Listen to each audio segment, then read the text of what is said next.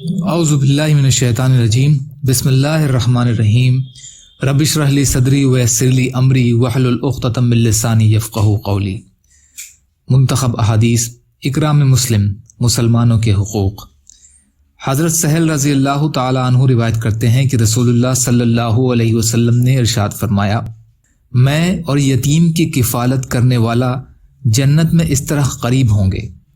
نبی کریم صلی اللہ علیہ وسلم نے شہادت کی اور بیچ کی انگلی سے اشارہ فرمایا اور ان دونوں کے درمیان تھوڑی سی کشادگی رکھی۔ بخاری۔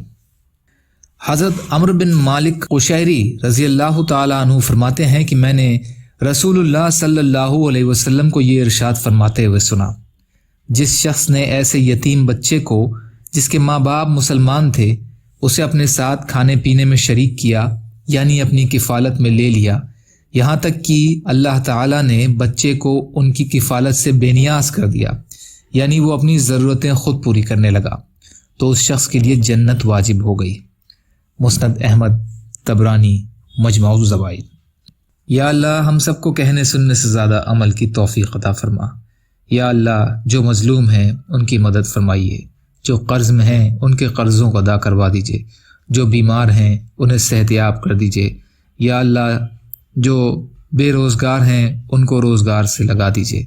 یا اللہ آپ قادر مطلق ہیں، آپ کے لیے ہر چیز آسان ہے، ہمارے لیے بھی آسانیاں پیدا فرمائیے۔